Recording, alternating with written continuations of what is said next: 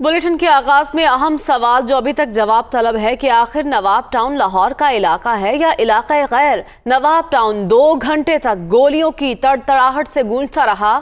शदीद फायरिंग पर पुलिस खामोश तमाशाई बनी रही। मरकजी मुल्जिम नादिर खान और बाबर खान फायरिंग के बाद फरार हो गए और पुलिस ने कार्रवाई की है, मुकदमा दर्ज किया है। 2 ग्रुपों की फायरिंग का मुकदमा दर्ज कर लिया गया है। मुकदमे में दहशतगर्दी, इक़दाम कत्ल समेत दीगर संगीन दफात दर्ज की गई हैं। FIR का मतन यह है कि नादिर खान और बाबर खान ने एक दूसरे पर अंधाधुंध फायरिंग की। मुल्जिम नादिर के कमरे में एक क्लाशनकोफ भी बरामद हुई है। तफसीलात जान लेते हैं, हमारे नुमाइंदे उमर जावेद हमारे साथ मौजूद हैं। उमर, अब तक जो मरकजी मुल्जिम है गिरफ्तार क्यों नहीं हो सके? जी, पुलिस की नाअहली है कि मरकज़ी मुल्ज़मान जो है वो पुलिस अब तक गिरफ़्तार नहीं कर सकी। गुज़िश्ता रोज़ 1 बजे के करीब ये फायरिंग नवाब टाउन के इलाके में शुरू हुई। मुतअद्दिद मरतबा शहरियों की जानिब से पुलिस को आगाह किया गया, लेकिन पुलिस ना पहुंची। पुलिस ने अब जो मुकदमा दर्ज किया है उसके अंदर पुलिस का दावा है कि उनको इतला मिली जब वो छतरी चौक में मौजूद थे कि इलाका नवाब टाउन में फायरिंग हो रही है 2 ग्रुपों के दरमियान, और ग्रुपों ने डायरेक्ट एक दूसरे की जान लेने की नीयत से फायरिंग की।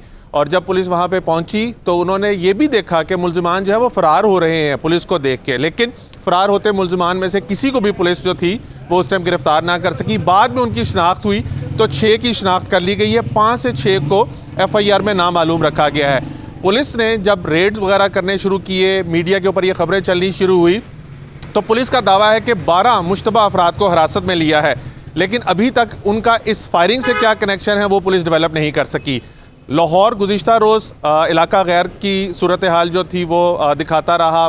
मुल्ज़िमान छतों के ऊपर खड़े होकर फायरिंग करते रहे, गैर ममनुआ बोर से फायरिंग करते रहे। अब जब पुलिस ने मुकदमा दर्ज किया तो मुकदमे के अंदर एंटी टेररिस्ट एक्ट 7 यानी इंसदाद दहशतगर्दी की शेक नंबर 7 लगाई गई है, इक़दाम कत्ल की दफ़ात लगाई गई हैं, और फिर जो नाजायज़ असला इस्तेमाल किया गया उसकी दफ़ात लगाई गई हैं। लेकिन मुकदमा भी दर्ज कर लिया गया है, 12 मुश्तबा अफराद को भी हिरासत में ले लिया गया है, लेकिन अभी तक मरकज़ी मुल्ज़िमान जो है वो गिरफ़्तार नहीं हो सके। साथ ही साथ एक मुबैना वीडियो ऑडियो जो है वो सर्कुलेट कर रही है, जिसके अंदर मुल्ज़िम जो है, फायरिंग करने वाला मुल्ज़िम जो है वो कह रहा है कि हम दोनों ग्रुपों की आपस में दुश्मनी है और हम यहाँ पे गाये बगाए फायरिंग करते हैं, ये कोई पहली दफ़ा वाक़या नहीं हुआ।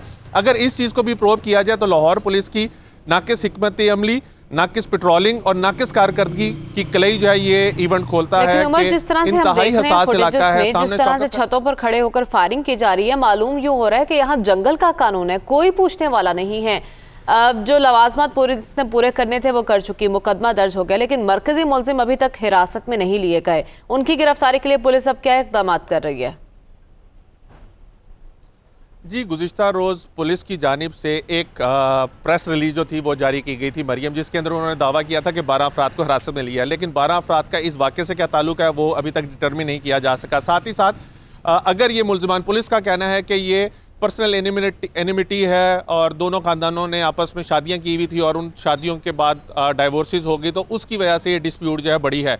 अगर इतनी मामूली सी बात थी तो दोनों खानदानों के पास इतना जदीद और गैर ममनुआ बोर का असलहा कहाँ से आया, ये सबसे पहली पुलिस की नाकस कारकर्दगी है। सेकेंडली, पुलिस दावा करती है कि शहर के अंदर डी वेपनाइजेशन के लिए क्रैकडाउन जो है वो किया जाता है, यानी गैर कानूनी जो असलहा है उसके खिलाफ क्रैकडाउन किया जाता है। अगर क्रैकडाउन किया जाता है तो फिर ये इतना असलहा जो वीडियोज़ में नज़र आ रहा है वो लाहौर में कैसे हुआ। सेकेंडली, इंतहाई हसास इलाका है, बिल्कुल सामने एक बहुत बड़ा कैंसर का अस्पताल है, और जिस इलाके में ये फायरिंग हो रही है उसके इर्द गिर्द तमाम रिहायशी सोसाइटियाँ हैं, निजी सोसाइटियाँ हैं, और यहाँ पर लाखों की तादाद में आबादी जो है वो रिहाइश पजीर है। इस इलाके के अंदर अगर आप देखें तो वो हवाई फायरिंग नहीं कर रहे, वो डायरेक्ट फायरिंग कर रहे हैं, जिससे ये मालूम होता है कि यहाँ पर वो आदि मुजरमान हैं और गाहे बगाहे फायरिंग करते रहे हैं। एक और लास्टली ये कि इस इलाके के लोगों से जब पूछा गया तो उनका कहना था कि इन अफराद के ऊपर ये इल्ज़ाम भी है कि ये मंशियात का धंधा भी करते हैं।